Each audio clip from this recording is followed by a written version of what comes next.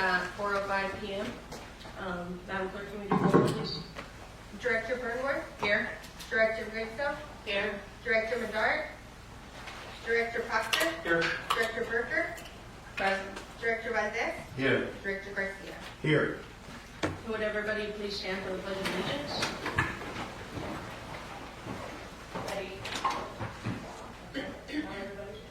Ready? Begin. I pledge allegiance to the flag of the United States of America and to the republic for which it stands, one nation under God, indivisible, with liberty and justice for all.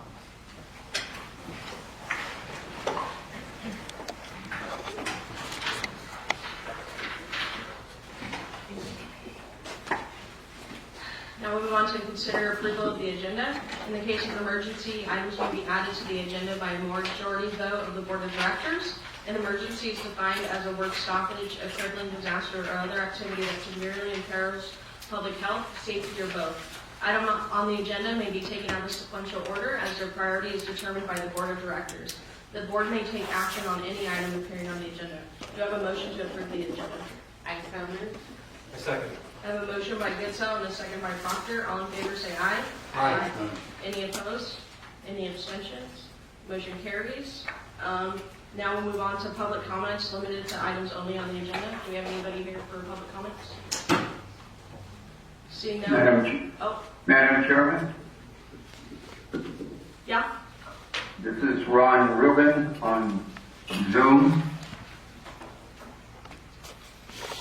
Mr. May I speak? You can give your comment, and you'll be limited to 3 minutes. Okay, so you're going to go into closed session to consider your agreement with South Central Regional Medical Center. I don't know what your terms are anymore at all, and I am really getting concerned because they've how much money they've lost, and this year so far, and they don't seem to have any plan to correct their losses. At least, UC San Diego Health has had 8 years to fix the hospital, and all they've done is take it deeper into debt. And so I'll remind you of that again. So make sure that you don't bankrupt the whole healthcare district before we even get a chance to start. Thank you. Thank you. Do you have any other public comments? Seeing none, we'll move into closed session. For the folks on the Zoom, we're going to put you in a waiting room, and we will bring you out when we resume open. Or not, but I'll go ahead and call it back into open session at 4:50 p.m. So, is there anything to report? There was no reportable action taken during closed session. Thank you. Okay, so that brings us down to our discussion and consideration of possible action on the following items. Item 8A is the professional services agreement with DPA Municipal Solutions for financial consulting services.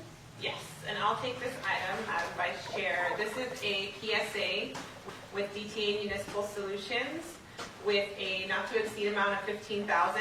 I just got an email about 1 hour ago from DTA. They're requesting some revisions to this PSA. One of them is to have the not to exceed at $16,000, and a couple other items that we'll have to negotiate that I think are non-substantive, just kind of like striking out little words in the PSA.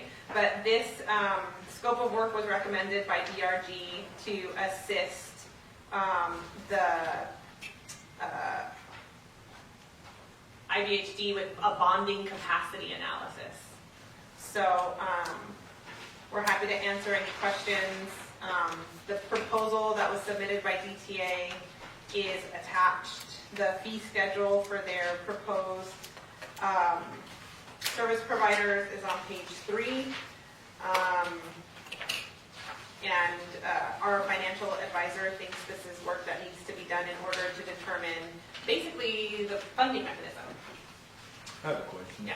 Is this to determine our bonding capacity as we are right now, or what our capacity would be if we were able to acquire El Centro Regional? Yes. Both. Thank you. Sure. So we'll have both sides of the coin?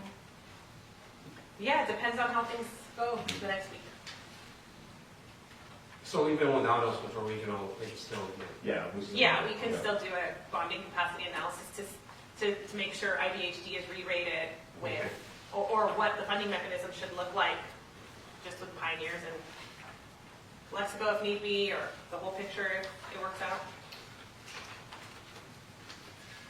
And the PSA is our standard terms that we've used with our other consultants. And you don't believe that the other changes? So my recommendation would be to approve subject to non-substantive revisions approved by legal counsel. Because I just got it when I was driving over here and I didn't have a chance to do a deep dive yet. If they're unacceptable, I'll just say no and we'll bring it back to a future board meeting. Okay. If it's just minor stuff and changing the 15 to a 16,000, I think that's fine. Okay, so would someone like to make a motion, or do we have any other questions? I make a motion to approve the professional service agreement with DTA Municipal Solutions for financial consulting services, bonding capacity analysis not to exceed $16,000, subject to any legally approved non-substantive changes. I second that. We have a first by Garcia, second by Mr. Proctor. All those in favor say aye. Aye. Opposed? Abstains? Abstain. One abstention. Motion carries 4-1. 401. Okay, 4-1. Sorry, I didn't do math. Okay, that brings us down to 8B, which is the second amendment to professional service agreement with Berkeley Research Group. Thank you, Madam Chair. The second amendment, so this is the second amendment to the professional services with Berkeley Research Group. The first amendment was authorized, I believe, in December. The second amendment proposes to increase the scope of work and change the payment cap by $200,000 more. So the new payment cap is $550,000 with a contingency of $50,000. The amendment to the scope of work that was not included before, so the BRG original scope, which you could see in the original agreement, is financial consulting services that assist us through the negotiation with ECRMC, the acquisition of PMH. What this new scope would do is include some financial modeling for improving the efficiency healthcare system of Ivhd. It will include extensive financial modeling and integrate the views of PMH and ECRMC management with the consultant's recommendations. So this will either be, depending on how stuff pans out, a look at PMH, Lexico facilities, figuring out how to best, model for financial success that system. Or if we can get a deal with El Centro and ECRMC, it will be looking at all of the financials to figure out how to best integrate both hospitals and the Lexico facilities into one financially successful model. So it's that financial modeling which was not included in the first scope of work. The rates don't change, it's just an increase on the payment cap. All other terms are the same apart from the added scope of work. Any questions? I have a question. How are we going to integrate the urgent care center with El Centro, Regional, and Pioneers if Dr. Tyson has a lease agreement for at least 5 years? Well, the integration that would be contemplated by this PSA is the revenues from the lease that we have with Dr. Tyson. And then we're not sure what's going to happen on the other half. And so if we're going to renegotiate and amend that contract, it would take that into account. If not, then you're right, there's not much to do because we're a landlord and we have a lessee running the urgent care. So it would just be integration of those revenues. And even so, on part of that, you have to remember, on the other side, even if we did give it to him, he can't have all of it because he can't have a pharmacy. So we'll still have to provide that and figure out a way to provide that service there. And so that would have to be integrated into that. Yeah, the pharmacy was planned for Heflin Memorial Healthcare District to have someone there and run it, Exactly. and to help the community get their medication if they can't afford it. So Dr. Tyson wasn't part of the pharmacy at that time. But that is on that other side that we'll have to take into consideration with all of this. So that'll be part of the plan. That'll be part of the financial modeling too.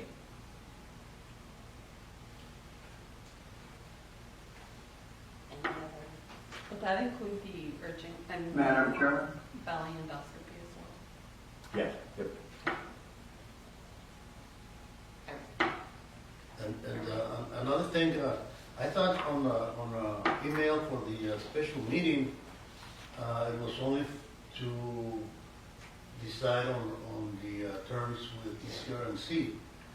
And I haven't had any time to look at this proposals. I'm just getting it right now. So I'm not comfortable voting on it. So did they merge your email already? Because I got all the attachments and I read them all. I tried to merge my email, but I couldn't do it. I don't Okay. know, so. Okay, just want to make clear that they are there. So when you get it, you'll see them there. Yeah, Yeah, and but they're I didn't online see it. too. Yeah. Yeah.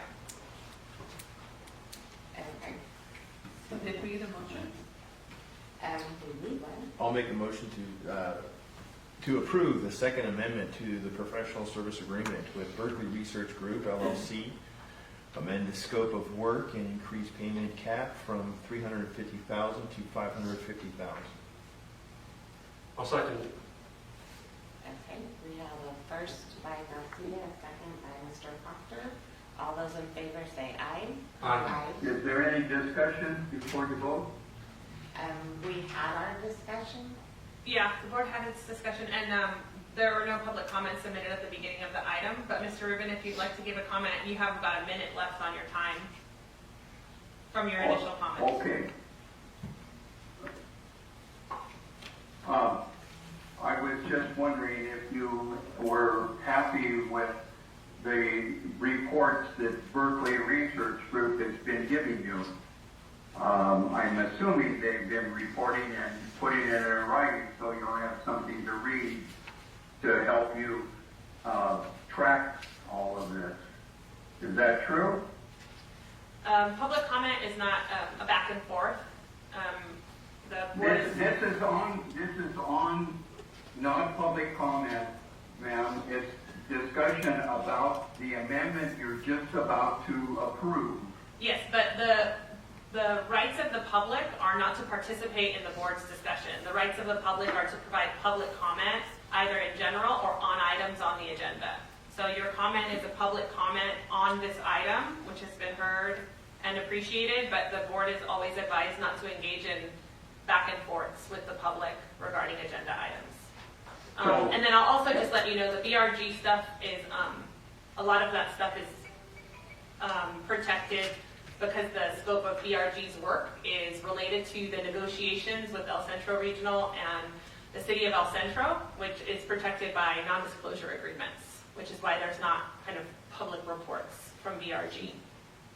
And I'll use the last of my minute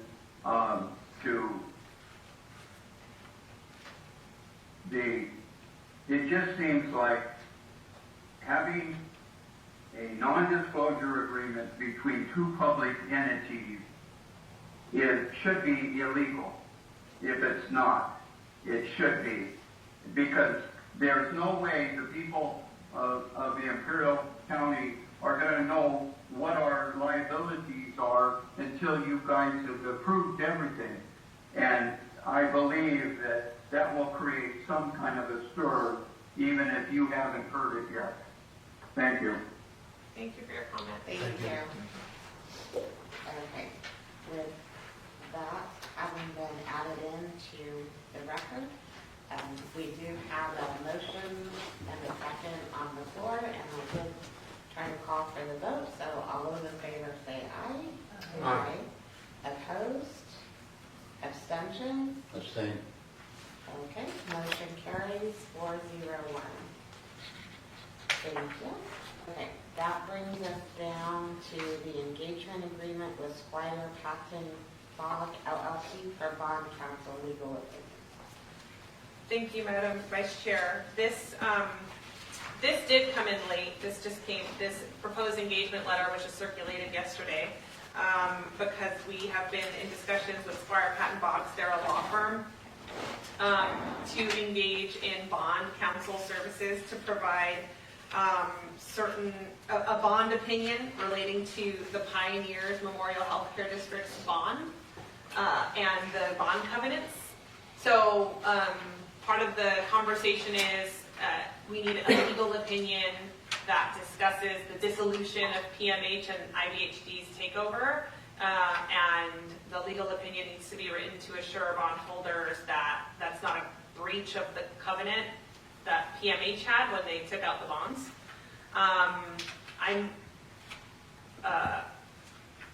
If this is not a dissolution, certain bond covenants are, for example, you can't this or you can't that. This is something that was not within Pioneer's control. So if the dissolution happened to them, they didn't elect to dissolve, and it was compelled by law. So I don't think there's going to be too much of a issue with that opinion, but we do recommend hiring bond counsel to render that opinion. And I just will point your attention to, the proposed sort of budget on page 2 is for the opinion about the bonds issued by or on behalf of Pioneers will not be less than, but it's generally not expected to exceed $1,500. We also, bringing on Squire will also allow us to... 1,500?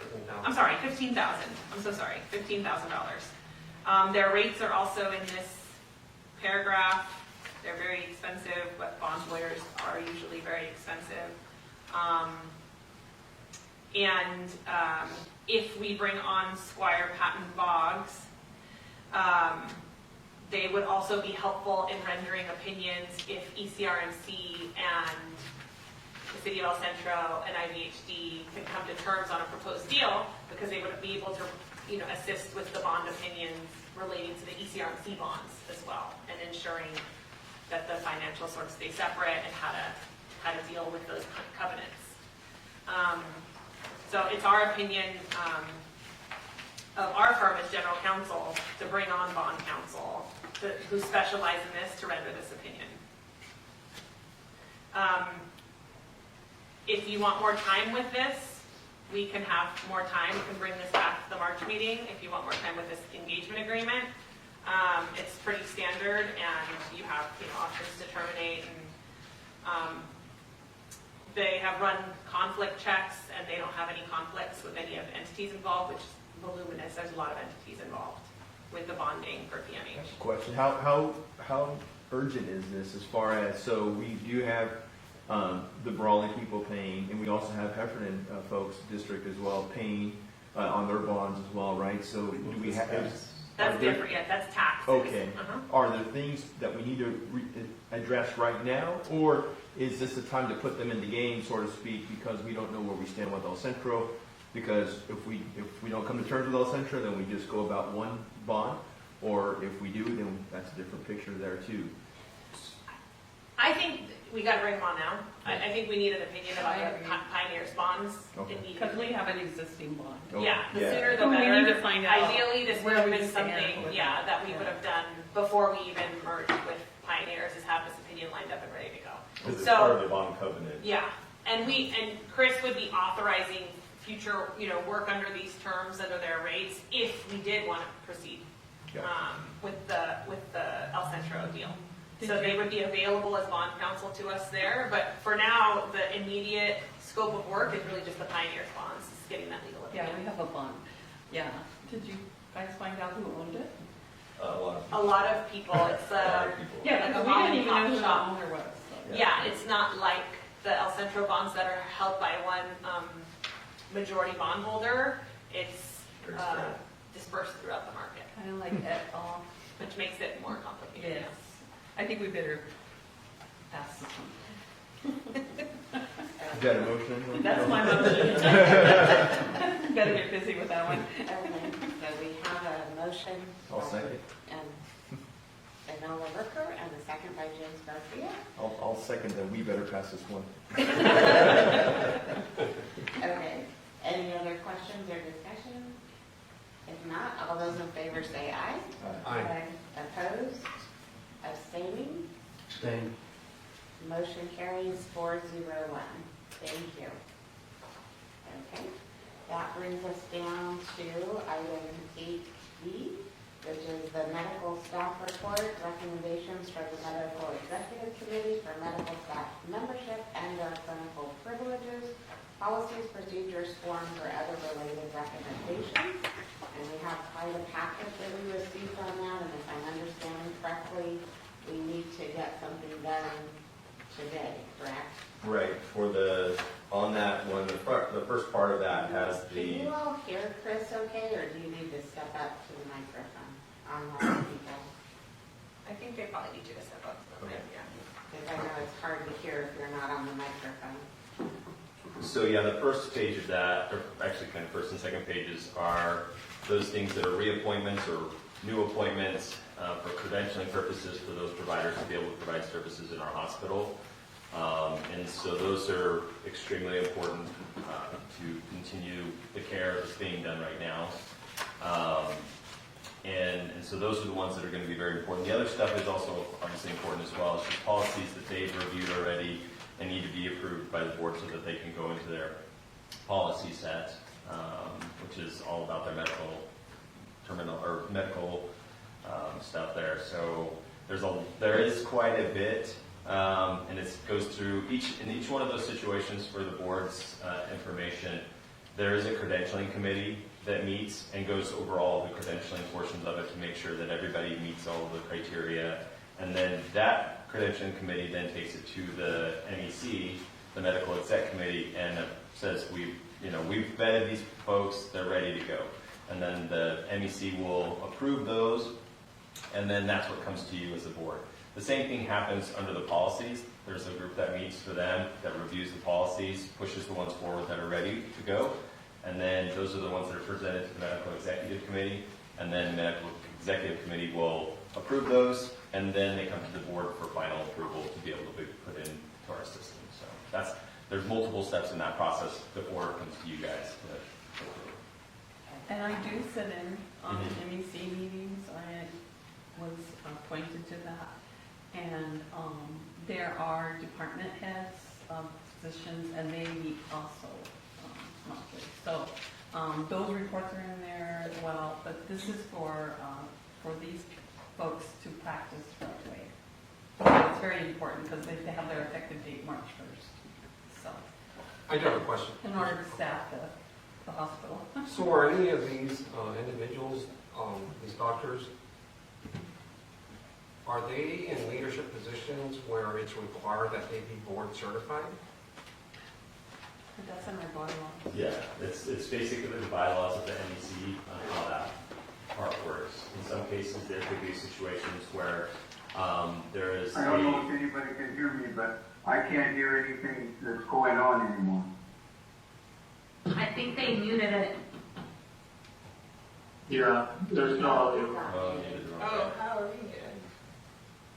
Right now? Yeah. Can you, I don't have So to. we can't hear what's going on? Mr. Rubin, can you hear us? No, No, it it's still still, shows it right still here. has a And little open mute meeting. microphone. Ask, hold on. Can you hear us now? I heard you. All right, Okay, perfect. I apologize. Somehow we got muted. That was not intentional, it was accidental. So, Chris? So yeah, that's all based off of the bylaws that the medical executive committee puts together on if there's a requirement for board certification or be board eligible.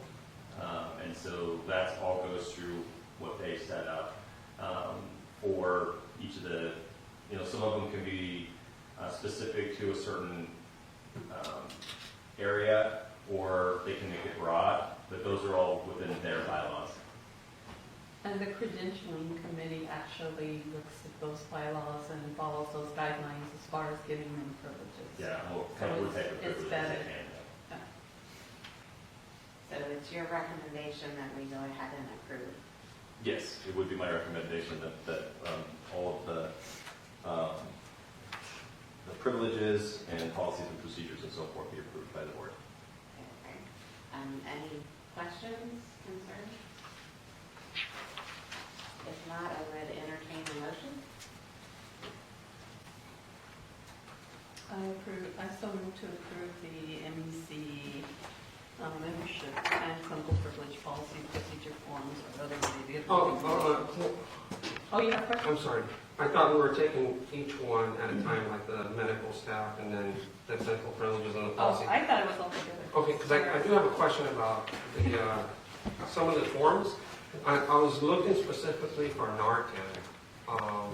Is that separate on a different form or? It can be, yeah. So these are all the ones that are due to be renewed or reviewed. And so they, like you'll see, every month you're going to have a new set that will come through. And it'll be when that comes available. Oh, okay. Then they'll review it, they'll put it together.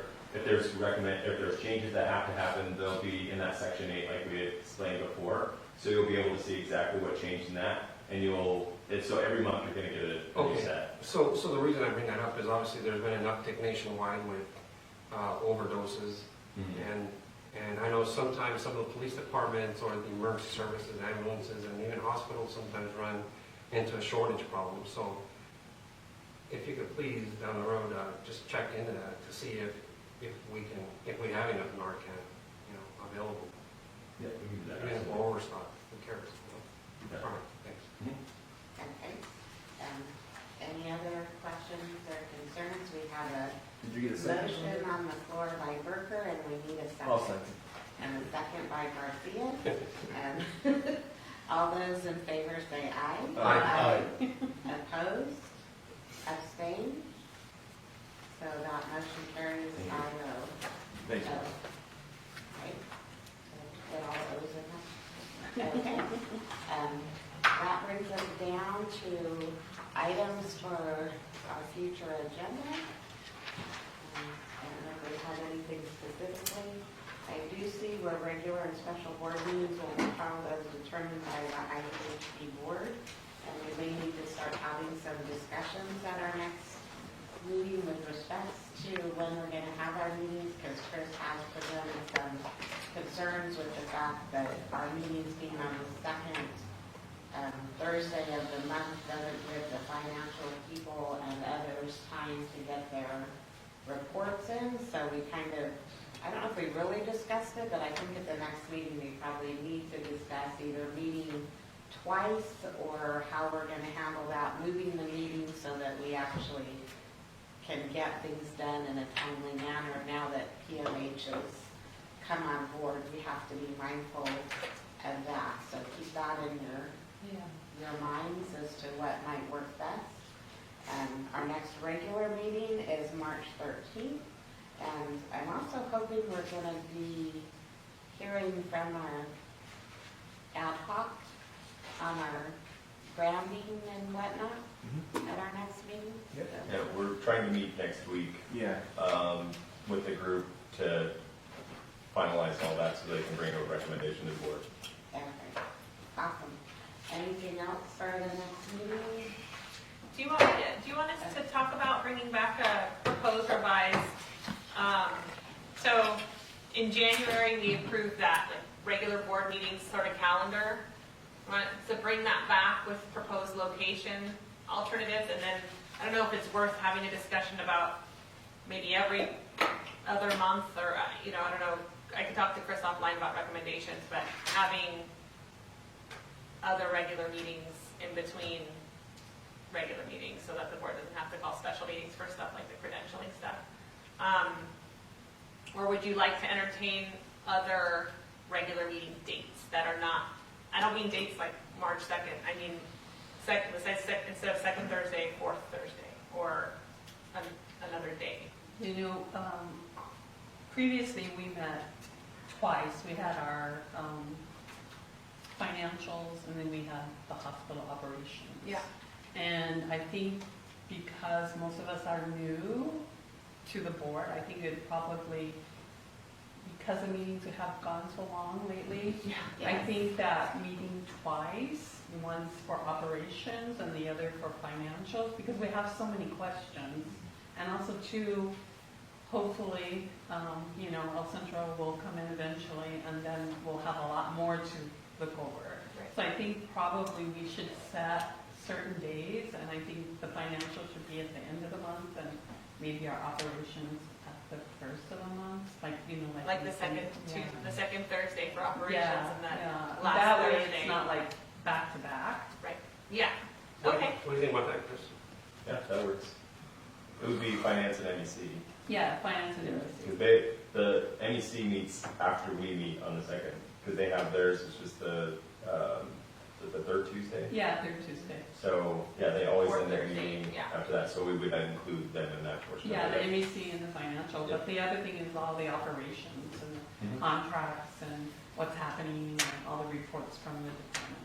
Okay, so we can bring a new calendar with, and if you don't like them, you just strike them at the next meeting, or you could talk about them, but we'll plan on putting that But on the yeah, agenda. for a while, probably should meet twice. Okay. And I think we do need to get it on the agenda and get it somewhat settled for the Yeah. benefit of the public as well. Yeah. So they know, and we know that we're gonna need them. And personally, I'm not in favor of being here for 4.5, 5 hours at Correct. one time. So I'd rather split it up a couple of days if possible. So yes, definitely have that on our agenda. And I'm sure we'll have other things that are going to be on there coming up. So if there's nothing else, anybody? Then it is 5:19 and I declare us adjourned. Thank you. Thank you, everyone. You did a fine job there, Miss